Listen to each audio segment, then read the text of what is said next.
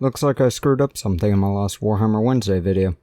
Yeah, Argol Tall was the guy that made friends with Khan and was killed by Erebus, not Garviel Loken. I'm surprised none of the 15 people who watched that video called me out on that. Random question, Darren. Why do you have homunculus weapons? Oh, I was cloned to be a homunculus, though according to everyone I don't act the same as the original, which makes me think my soul might be different, but that's not how Drukhari work, really. I am not going to get into that. I only just barely understand what cloning in 40k universe is like. It's weird that I understand the reforging in Age of Sigmar a lot more than the cloning in 40k. What about you, Watya? Where'd you get your Guardian Spear from? I killed a Custodes before I turned back to the Emperor and took his weapon. Hold on. You killed a Custodian Guard. How did you manage that? -1 to hit, and your 1 attack where you rolled 30 dice, and nothing more than a 2. Why are you calling me out like that? Okay, and how did you manage to get an antimatter bomb, Dean Stealer? Those tend to be Necron weapons, though Drukhari do get their hands on a few of them too. Orcs too. I hate orcs. Oh, I got it from one of the rooms connected to my hidey holes. I'm going to check the Xeno Vault. Please don't steal alien weapons from the alien killers, Dean Stealer. Since I didn't get to do a review on Monday, I should probably jump into the Warhammer Wednesday video. What should I talk about this week? Let's see. My brain wants to talk about my Soulblight Gravelords, but I've yet to play a game, so I don't really know how they play. I could talk about some of the other codices I skipped. The Black Templars and Grey Knights also came out, I think, recently. I don't know if they're available on Waha, though. Looks like the Black Templars one aren't on the site, same with the Grey Knights. So, let's take a look at the Imperial Guard. Did I do that video, or was it a index video? I don't think I did the whole codex, so let's do a quick run on this one. This codex has 5 detachments, with 1 extra from the Christmas one. I'm surprised they did this for this army, given I can see, without looking more into the army, like 4 or so possible builds: tanks, horses, guns, and stealth. Like, all my codex reviews before, I'm not going to talk about the Christmas detachment. So let's jump into the army rule. Voice of command remains the same as it was when I talked about the index, but there's a bit of expansion.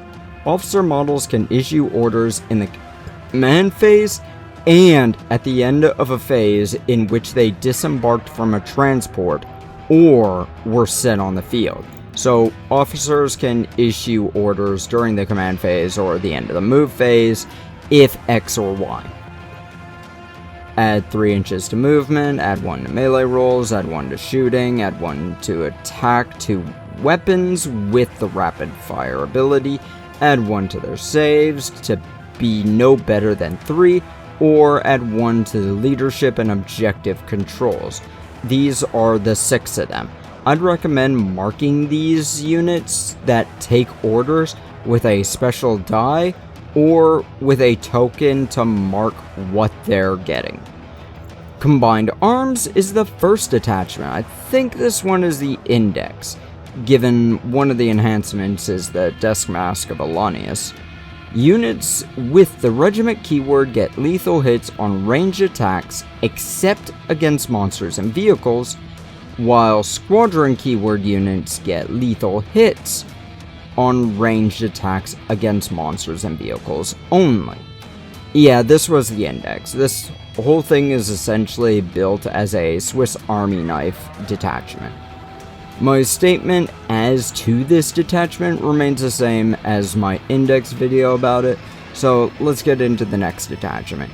Siege Regiment. I can assume this may be the vehicle detachment. Let's see. Artillery support is the detachment rule.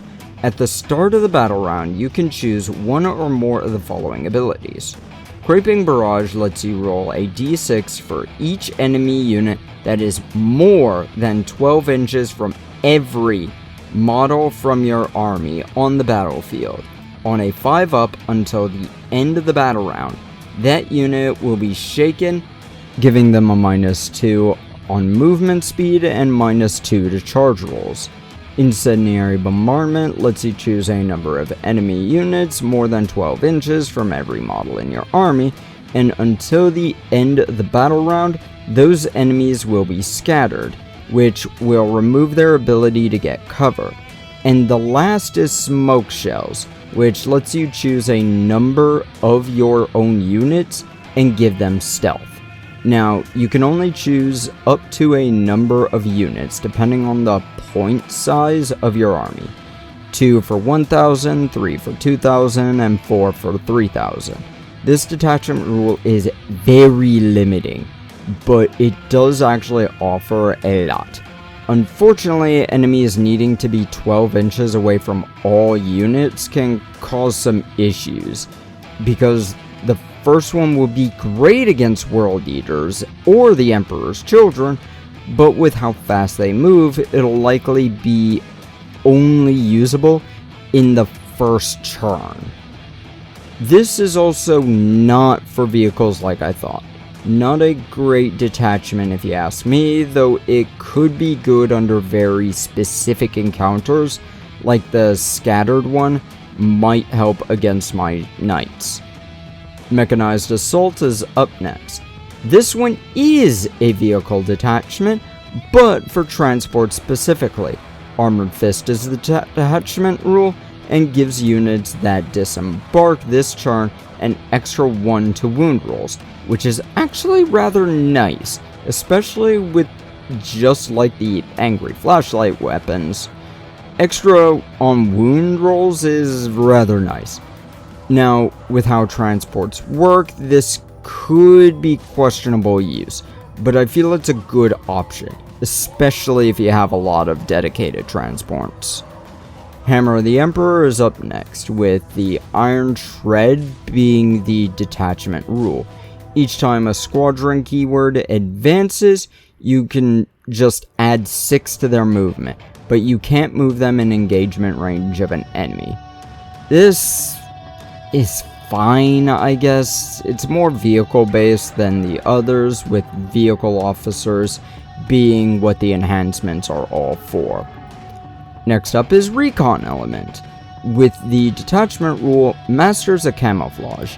It gives Astra Militarum walkers and regiment models from your army cover, and while they have cover from something else, their saves are improved by 1 to a maximum of 3 up.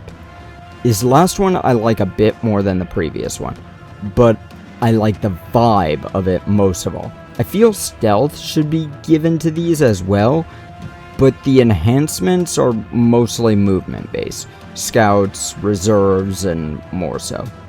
The name makes sense and I like it.